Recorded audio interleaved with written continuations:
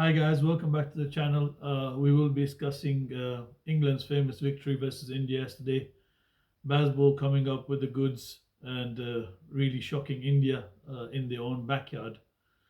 They were further, the first 2 days we reviewed, India were in full cruise control, and then you saw the tables turn and the 190 run deficit. England batted really well in that second innings. You saw the likes of Ollie Pope, 196, and Tom Hartley in the low order, in Ben Foakes and Rayan Ahmed giving the support. A really fighting victory for England. I like their approach, the way they thought, the clarity and thought in their minds. You saw Ben Duckett using what he called the defense as the reverse sweep. So that approach just showed you that the aggression and the mindset the England batters were.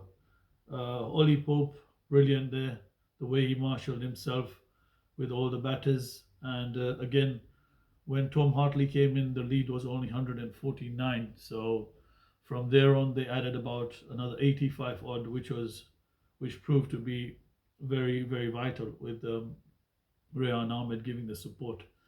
Indians, you can question Rohit Sharma regarding the tactics. The tactics again were a bit more too passive. He was waiting for things to happen, and I think England did capitalize there. Big shout out to Tom Hartley. First innings where he got hit for sixes, and then came back very strong with the bowling. Just from a tactical point of view, Tom Hartley just worked a bit more on his consistency and line rather than just trying to dart the ball. Because what happened is the pitch got slower and slower, so the consistency in line and length made a huge difference. Alongside India in the first innings giving away their wickets, you saw they did similar in the second innings. Disappointing knocks from Shubman Gill and Shreyas Iyer. I think their place in the team is pretty much in doubt now with the way they played. I think they were too timid the way they played. If you compare how England played, Ollie Pope played, and the rest of the lot. So just a few heads up for India there. I thought their approach was pretty much defensive. You saw England on the other hand, they were attacking, they smelt the blood, and then they gradually got the game in their grasps.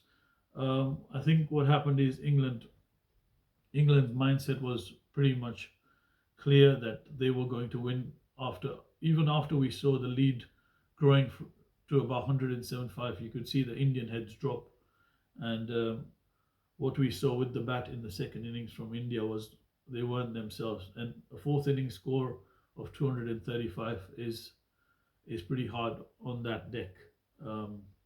So England doing their bit. I thought Ben Stokes' captaincy, the way he marshalled his troops, was brilliant, especially Tom Hartley giving him the confidence after that first innings. Not many captains would have kept him on. He kept him on for about 9 overs, even after he got hit on that first over. So just that belief allowed Tom Hartley to settle into the game, and then he took over.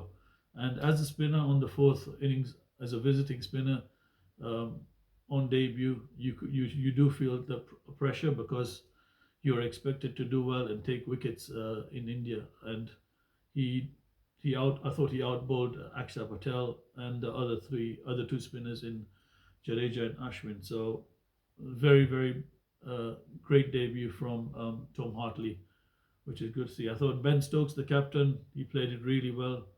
That fielding effort to get rid of Jadeja with that flick of a run out. What an athlete. He's there for the big stages, and you can see why he's so highly regarded. What's in store for the next one? Visakhapatnam again. India will need to be very careful with the way how the pitch plays and what they order the pitch to be at Visakhapatnam. If it's a rank turner, England will be in the game. You saw England score fast, and once they score fast, they will treat it like a one day. I think their tails are up. We're in for a very good series here, and you can see England really putting up a fight here in India this time around. I think India will need to work on the changes. You could probably see a Safraz Khan and a Rajat Patidar coming into the side. I wouldn't be surprised if they get that call up, because they need to bolster that middle order there. And with the likes of Virat Kohli out, it's going to be big boots to fill in. But for England, I think it's very positive what they've seen, and the fact that they played their the three spinners and the fast bowler, you could see that the spinners, although Rian Ahmed did not do well with the ball, but he gave that runs with the bat, those vital runs. So the run of margin of victory was what, 28 runs. So that low order has helped England out quite a bit. Just in terms of stats, 190 run deficit is the second most to be overturned. 274 was the last one, but 190 runs is a lot of runs. India have not lost a test in 4 years at their home, so it's a bit of a reality check here. And the last stat we'll be looking at is no English seamer took a wicket, which was Mark Wood, the out and outright seamer in a test match in England for the first time since 1945. So just a bit of stats with you. Looking forward to the next test match at Vishakhapatnam, and India will have to make some inroads. Otherwise, with the momentum and belief England have, they look really, really good to get something out of that as well. So we'll discuss the next test match in the next video. Thank you for tuning in, and what a day of test cricket. Well done, England. Well done, Bazball.